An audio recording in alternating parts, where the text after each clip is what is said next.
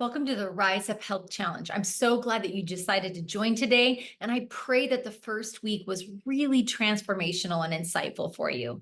Now we're heading into week 2, and I'm going to touch back on last Friday, our weekly wrap up, where we discussed the story of Martha and Mary.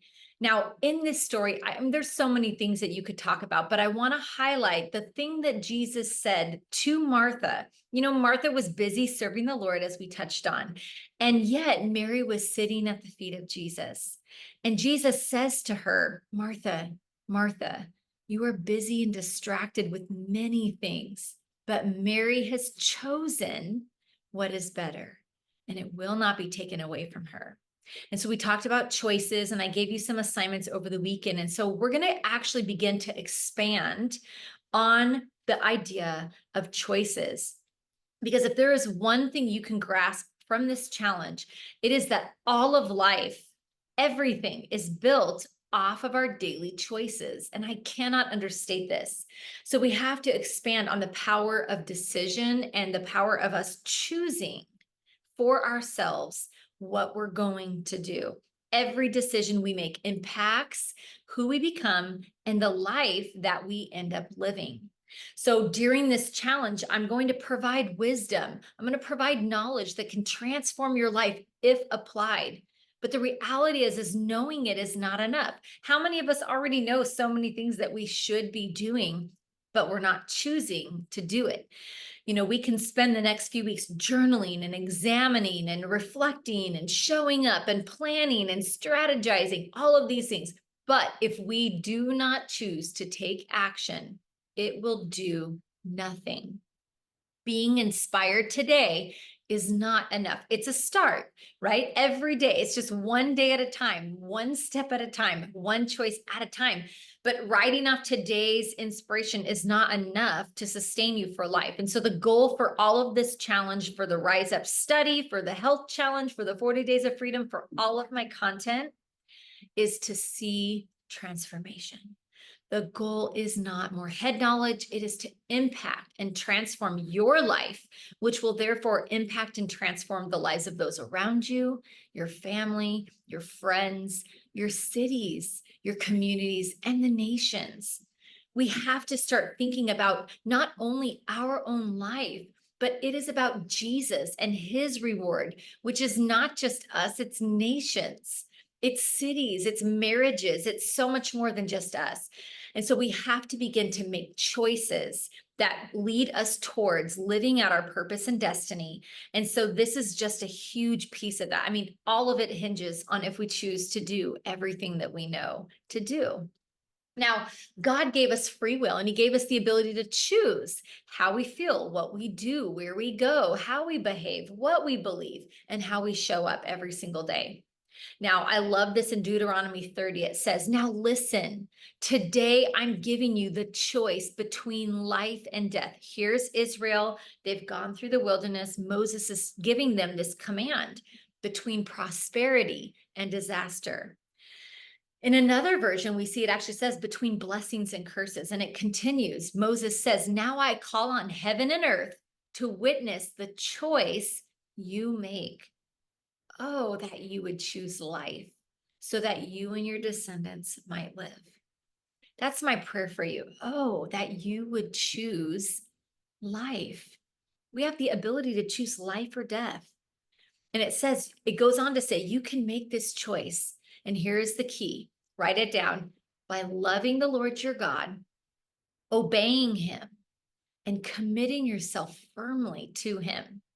This is the key to your life.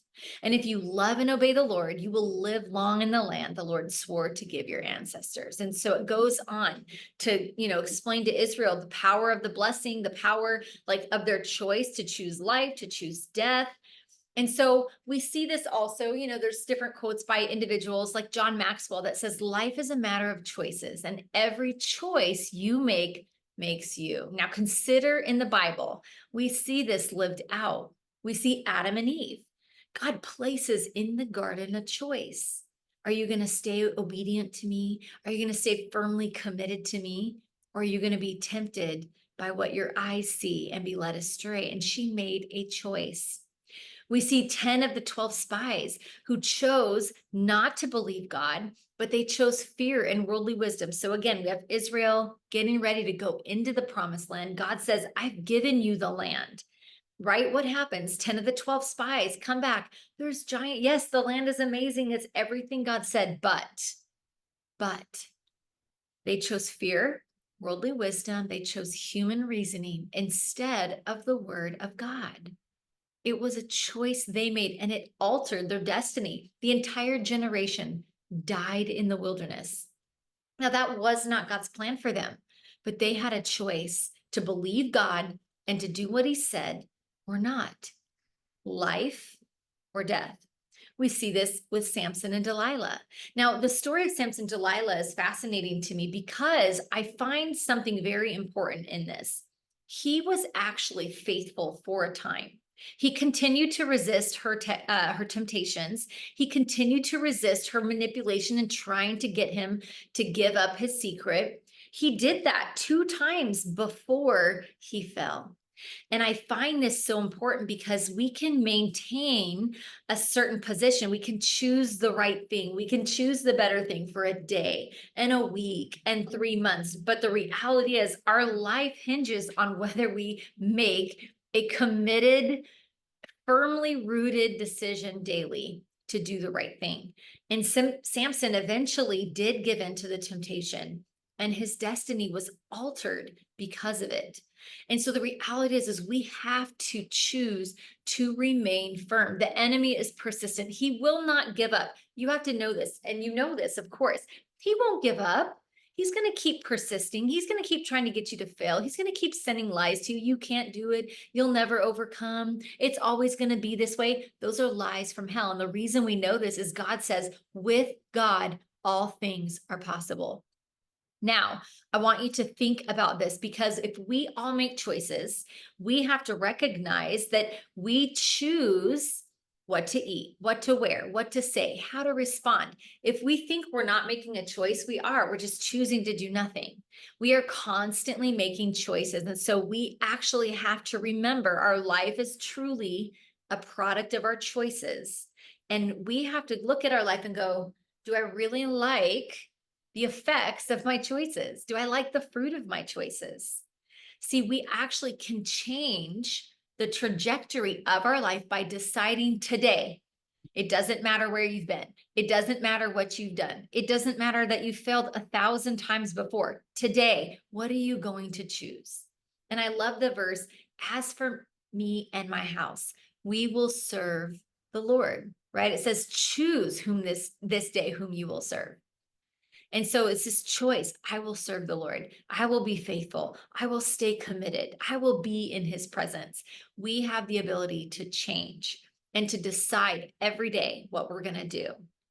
Now, there's one thing in wrapping this up that I want to really highlight as we move into this week. First, remember, you can know everything. I can talk to you about cellular inflammation. I can talk to you about adrenaline. I can talk to you about hormones. I can talk to you about all of those things. You can get the wisdom, you can get the knowledge, but if you don't choose to act on it, it will not do anything for you. So you must learn to act. And this is why we are dealing with the flesh during this challenge, because that's the thing that gets in the way.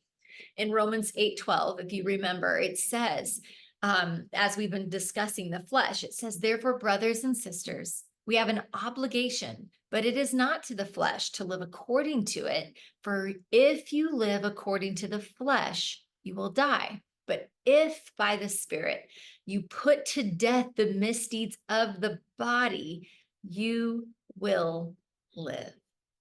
So when we think about our choices every day, we have a choice to take action, but we have to choose the better thing. And we have to, and here's the key in all of it, we have to be in the presence of God. We have to be empowered by his Spirit. It is impossible without him. You know, when I think of the fruit of the Holy Spirit, one of those is self-control. It is through the power of the Holy Spirit, we have the self-control to make the decisions we need to make. And so we must be in the presence of God. So this challenge, that's really what this is about. It's choosing God first, right? Loving God first, being in his presence, being in his word. This is the key to your choices.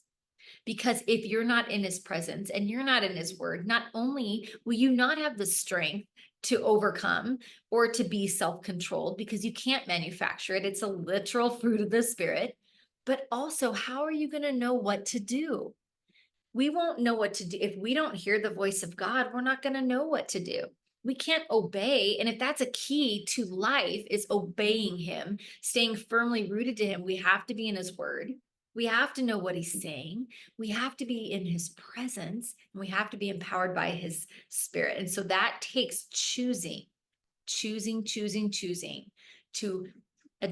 to modify our time, to look at our time management and make it a priority.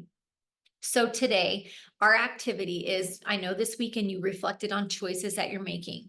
I want you to continue diving into that and identify some specific daily or weekly choices that are impacting you in your life. They're called priority decisions, and they affect how you show up. They affect your success or your failure and the experiences that you're going to have. And so we make these decisions over and over every day. We're making decisions. I mean, there's thousands of decisions we actually make in a day. What we eat, there's so many decisions. So if you recall earlier in this challenge, we circled 5 main goals. This is from last week that we were focusing on for this month, for this challenge, for this year. I want you to go back and revisit those. And I want you to think about what are 1 or 2 choices. We've done some of this, but I'm going to expand that I can make to pursue this better choice. She has chosen what is better. What's a better choice here? What's a better choice? So for example, I need to get up and be in the presence of God. What is a better, like, how am I going to do that? And so then you get to backtrack. Well, I know I need to go to bed earlier, which means I need to get my kids to bed earlier, which means that I need to get off my phone earlier. It means I need to back up my evening schedule. You begin to backtrack and go, here's my goal. What do I need to do? Work backwards to get there. Okay. So you're going to begin also putting 2 to 3 choices, like I said, that will benefit your better choice. What can I do to do that? So finally, remember that the areas that you want to change are not, it seems so overwhelming to change big picture, right? But it really comes back to the small daily decision. Don't think, I don't know how I'm ever going to do X, Y, and Z. Just one decision, one choice at a time. It really simplifies this process. And so I want you to think about, again, what you need to do to go in the direction that God is leading you to. And again, put the word in your heart, spend time in his presence, remove options. Sometimes options are also, this is a little side note, but options, there's too many choices and it gives you decision fatigue, right? You just don't, after a while of making so many decisions, you just shut down. Simplify your life. And that's another topic, but these are tools that you can take to help you make choices. But I want to encourage you, choose life for you, for your family, for your marriage, for your relationships, whatever it is. You have the authority and the power to choose life. Make these choices. You can do it.